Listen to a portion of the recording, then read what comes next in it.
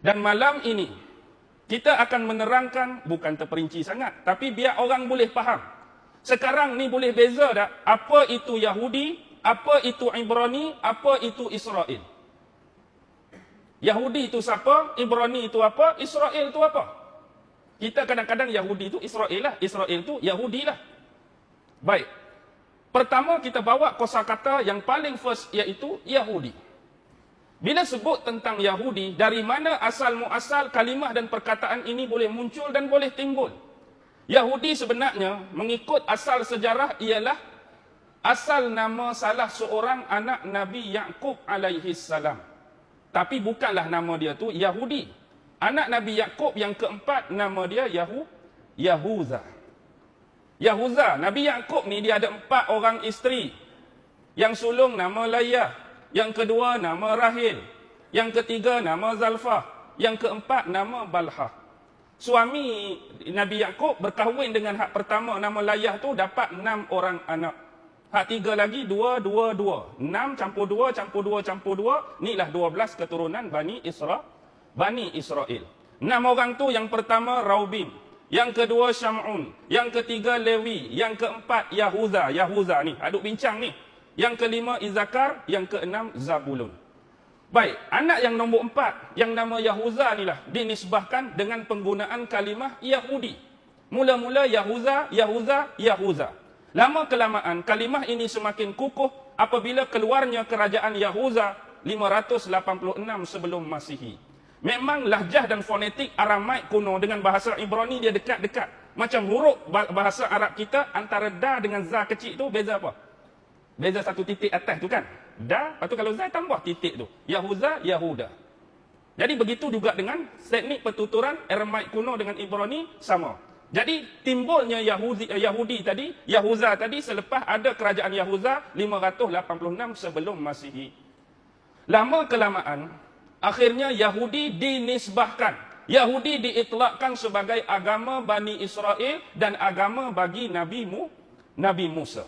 Jadi bila dah lama jadi nisbah dah, jadi itlak dah. Bila sebut Yahudi, ni agama Bani Israel. Bila sebut Yahudi, ni agama Nabi Musa. Dan otomatik Yahudi ialah agama yang dianuti oleh Nabi Musa dan orang-orang Bani Israel.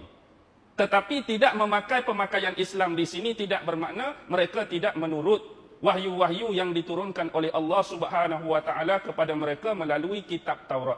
Cuma penamaan agama sebagai Yahudi. Sebab itulah Nabi Musa sebut apa? Nabi Musa sebut sesungguhnya kami bersungguh-sungguh kembali kepada Allah Subhanahu wa taala. Maksudnya orang-orang Yahudi ni, orang-orang yang nak kembali, nak bertaubat kepada Allah Subhanahu wa taala. Dan hari ini Yahudi dinisbah kepada agama Bani Israel dan kitab utama bagi mereka ialah kitab Taurat. Faham tak Yahudi? Faham dah sekarang.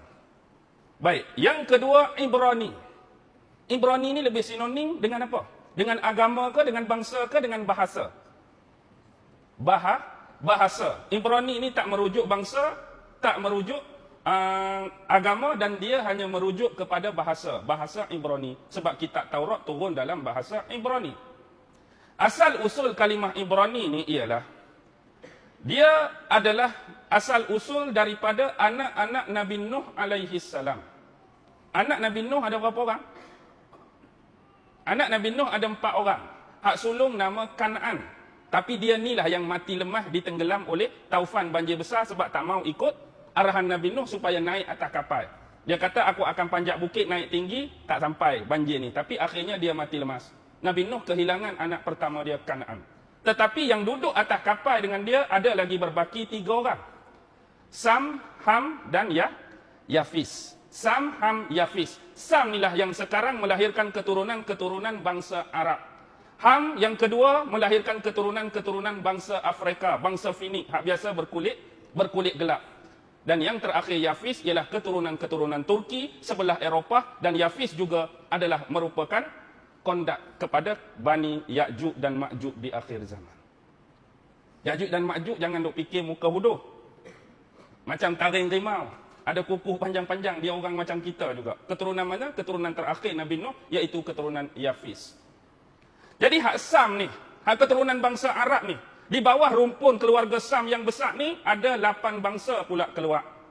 ada bangsa Asyur, ada bangsa Babil, ada bangsa Finik, ada bangsa Aram, ada bangsa Kanaan, ada bangsa Kaldan, ada bangsa Ibrani, ada bangsa Masri. Nombor 7 tadi, Ibrani. Perlu ulang kah? Cukup sekali, ingat dah. Ingat dah? Okey, saya ulang sekali lagi.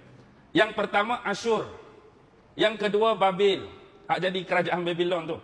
Kemudian Finik, kemudian Aram di Syria, kemudian Kanaan di Palestin, kemudian Kaldan juga di kawasan Iraq kuno, kemudian Ibrani dan kemudian Masri di Mesir. Jadi hak Ibrani itulah melahirkan bahasa Ibrani, itu pandangan awal. Baik. Ada juga ulama-ulama yang mengatakan dari sudut sejarah, Ibrani ini penisbahan kepada moyang Nabi Ibrahim alaihi salam yang bernama Abir. Eja Abir, Ain Alif, Ba, Ra. Abir, moyang kepada Nabi Ibrahim. Ayah Nabi Ibrahim Azar, tok Nabi Ibrahim taruh moyang dia nama Abir. Jadi kata Ibrani itu diambil daripada kalimah Abir, satu pendapat. Pendapat yang kedua ialah kerana Nabi Ibrahim lah orang dan manusia pertama yang menyeberangi sungai Furat waktu dia keluar daripada Faddam Aram. Tahu tak Faddam Aram kat mana? Hari ni orang sebut Haran. Haran tu di Babylon kuno dulu, masa dia hidup dengan Namrus dulu. Di Namrus dulu, Faddam Aram kampung dia, bandar daerah dia nama Haran. Jadi lepas pada berlaku clash dengan Namrus, dia keluar daripada bumi itu, dia mengembara, dia berjalan, dia bermusafir, dan dikatakan dialah manusia pertama yang meredah mengharungi sungai Furat di Iraq. Jadi mengharungi itu orang panggil Abir. Sebab itulah kalau kita, orang-orang pergi belajar Mesir dulu, kalau nak pergi Mekah, dia ada sewa satu kapal feri besar. Abbarah kan dia sebut. Abir, menyeberangi. Itu pendapat yang kedua. Pendapat yang ketiga, yang banyak disetujui oleh ulama-ulama, termasuk salah seorang cendekiawan Mesir, Dr. Ahmad Shalabi. Dia mengatakan bahawa kalimah Ibrani ini terhasil daripada corak perjalanan dan corak permusafiran Nabi Ibrahim. Sebab Nabi Ibrahim dalam perjalanan dia hidup secara nomad, suka berpindah randah. Sekejap singgah di sini, habis tu singgah di sini, singgah di sini, singgah di sini, sampailah ke bumi Kanaan. Dia masuk ke Mesir. Kemudian terjadi isu Maharaja Mesir nak ambil isteri dia Sarah, kembali semula ke mana? Ke Kanaan. Bila dah mengandung Hajar, krisis timbul, iri hati pula, kena pergi Mekah pula hantar isteri. Dengan anak kecil, kembali semula. Bila anak dah besar, pergi balik, buat Kaabah apa semua, kembali semula. Panjang sejarah perjalanan dia. Ini disebut sebagai Abir Ibrani. Sebab tu bahasa yang sering digunakan oleh umat Nabi Ibrahim pada asal ialah bahasa Ibriyah. Bahasa Ibriyah. Sebab Nabi Ibrahim ada bahasa asal dia di Faddam Aram. Dan bila dia berjalan, kaki dia, tempat pertama dia singgah ialah bumi Aram. Aram sekarang berada di bumi Syria.